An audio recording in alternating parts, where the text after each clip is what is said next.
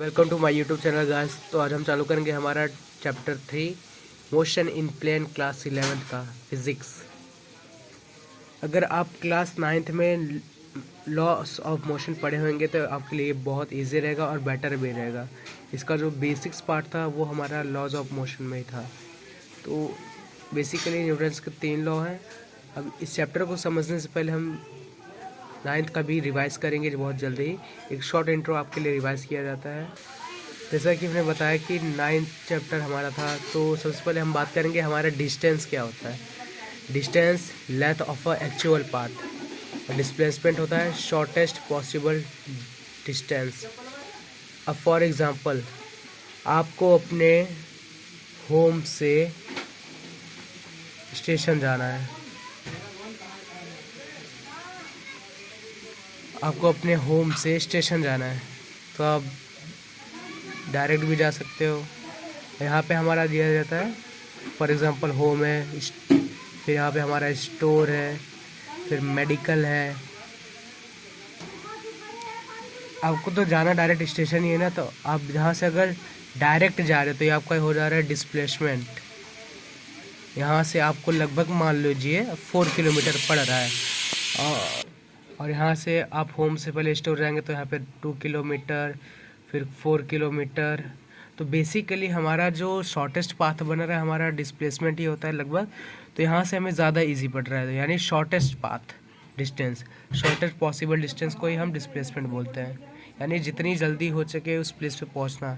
और यहीं अगर हम एक एक्चुअल पाथ में जाते हैं, मतलब यहाँ से पहला स्टोर, स्टोर से मेडिकल, मतलब अलग अलग प्लेसेस से होके तब हमें जहाँ हमारी इनिशियल वेलोसिटी है वहाँ पर पहुँच रहे हैं, तब वो हमारा डिस्टेंस हो जाता है। That is called distance. तो आई होप आप समझ गए होंगे डिस्टेंस और डिस्प्लेसमेंट क्या होता है। ये सब बेसिक्स ज़रूरी है, तो ये आपको समझाने के लिए था। और उसके बाद हम बात करें uniform and non uniform linear motion. If the object cover equal distance in equal interval of time, uniform linear motion.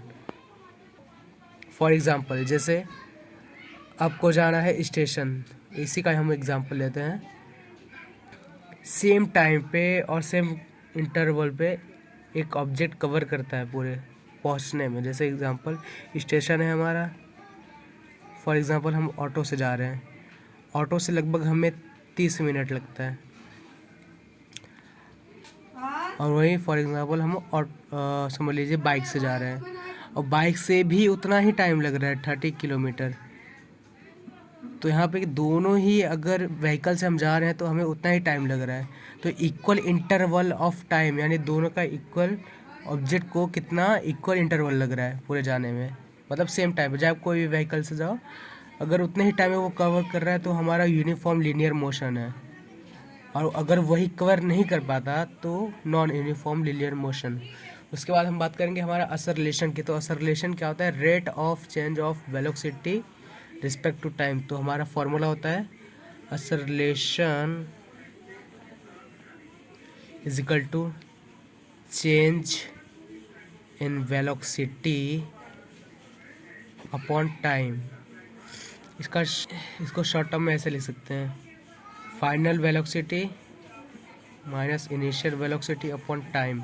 ये हमारा फॉर्मूला होता है। तो हमारा फॉर्मूला क्या बन जाता है? A is equal to V minus U upon T. ये असरलेशन का फॉर्मूला है। वो असरलेशन का मतलब क्या होता है? फॉर एग्जांपल आप गाड़ी चला रहे हो, बराबर बाइक चला रहे हो, आप समझ लीजिए बाइक चला रहे हो, यहाँ से यहाँ से यहाँ से पूरा मतलब एक राउंड मार रहे हो आप। जो हमारा असरलेटर होता है, असरलेटर होता है ना हमारा, जिससे हम बोलते हैं, तो उसे हम जितना ही मतलब पुश करेंगे उतना ही उसकी स्पीड इंक्रीज़ होगी, और जितना ही नीचे साइड करेंगे उतनी ही उसकी स्पीड डिक्रीज़ होगी।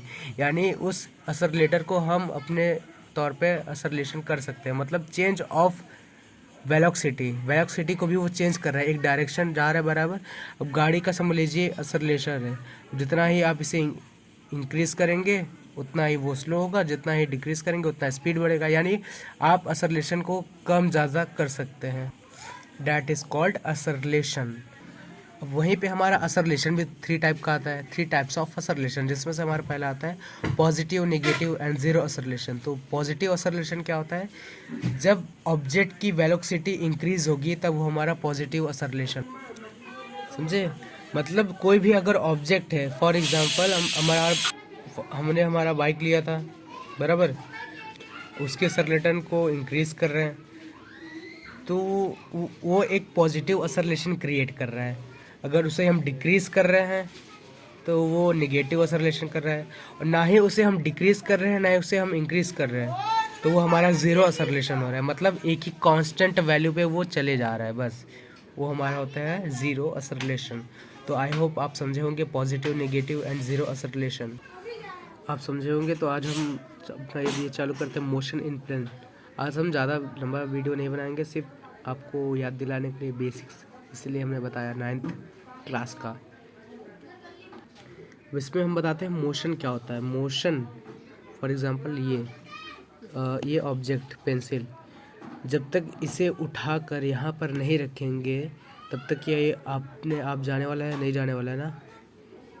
तो motion is the change in the position of an object with time.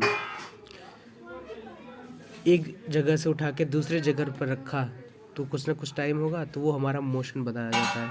यानी जब भी मोशन तभी पॉसिबल है जब पोजीशन चेंज हो ऑब्जेक्ट का। यानी motion is the change in the position of an object with time, that is called motion. और नॉर्मल हमारा motion along a straight line, motion हमारा स्ट्रेट लाइन में अलोंग करता है। यानी motion in 2 dimension, motion in plane and motion in 3 dimension, motion in the space. हमारा normal space में 3 dimension में हमारा मोशन होता रहता है। आपको अगर बताएं, एक बहुत अच्छा खासा एग्जांपल है यूएफओ। अब कोई भी पर्टिकुलर मतलब यूएफओ या फिर देख लीजिए, जैसे हमारा रॉकेट हो गया, यूएफओ हो गया, और भी अदर चीज़ें जो कि स्पेस में जाने के लिए जाई जाती हैं, वो हमारा 3 डायमेंशन में रहता है। कभी भी 4 डायमेंशन में रहता है, 3 पार्ट्स में। अगर आप देखेंगे तो ऐसे मतलब ऐसे 3 टाइप डायमेंशन में रहते हैं, 4 डायमेंशन में नहीं रहते नॉर्मली। तब जाके वो एक फोर्स क्रिएट करती है, तब जाके वो स्पेस में लॉन्च मतलब जाती है। अगर ये हमारा फोर्स 4 में रहा है, 5 में रहा, तो ये मुमकिन नहीं है। और ये हम बात करेंगे हमारे दूसरे टॉपिक की, रेक्टेंगुलर मोशन। तो क्या होता है, consider an object moving along a straight line. Let us assume the line along x-axis x1 x2 position vector of the body times t1 t2 during its motion। मतलब अगर कोई भी object है एक स्ट्रेट लाइन में motion कर रहा है, तो वो अज्यूम करेंगे, फॉर एग्जांपल अगर एक्स एक्सिस पे वो कर रहा है, तो अगर हम मानते हैं let x1 and x2 be position vector, अगर हमारा x1 और x2 अगर पोजीशन वेक्टर है, तो बॉडी के हिसाब से टाइम भी हमारा t1 t2 रहेगा मोशन के दौरान।